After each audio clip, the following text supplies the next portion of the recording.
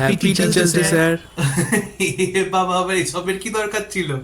আজকে teachers day না, আমি ভুলেই গেছিলাম। ব্যাস, এবার সবাই মিলে চাঁদা তুলে 200 টাকার একটা দেয়াল ঘড়ি বা ফটো ফ্রেম দিয়ে আমার থেকে 5,000 টাকা খসাবে খাওয়ান খাওয়ান করে। কিছু বললেন স্যার?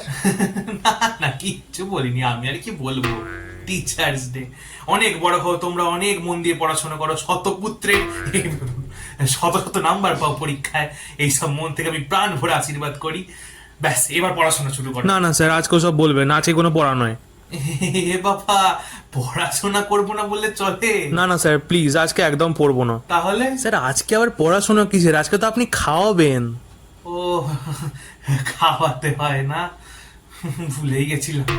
তবে খাওয়ানোটা আজকে থাক, বুঝলি? পরের দিন একবারে ভালো করে সবাইকে খাইয়ে দেবো। না না স্যার, এসব পরে পরে করে আগের বছর আপনি খাওয়াননি, আজকেই যা খাওয়ানো খাওয়াতে হবে, পরে নয়। কি জ্বালায় পড়লাম রে বাবা। দাঁড়া, দেখি ক টাকা আছে।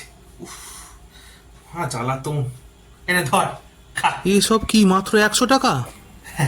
100 টাকা, ভাব কি খাবি, খা এবার। 100 টাকায় আজকালকার বাজারে কি পাওয়া যায়? এ বাবা, 100 টাকায় কত কিছু হয়। ওই যে 5 টাকার ক্রিম বিস্কুট গুলো পাওয়া যায়, ওগুলো হয়। তারপরে এই বাটি কেক গুলো পাওয়া যায়, ওগুলো হয়। কত কিছু হয়, খা না।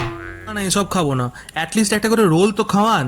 আমাদের ম্যাথ স্যার তো চাউমিন খাইয়েছে আমাদেরকে, আপনি এরকম করলে চলে? এই স্যার গুলোকেও বলিহারি বাবা, উফ, জ্বালিয়ে মারলো আমাকে। আর এদেরও বলিহারি, যতই দাও পোষায় আর না, চাহিদা কোনো শেষ ওই নেই। স্যার দিন। হ্যাঁ, দিচ্ছি দিচ্ছি, দাঁড়া। উফ, নে ধর, গেল, দিলে উদ্ধার করো আমাকে। কে যে সব চালু করেছিল কে জানে বাবা।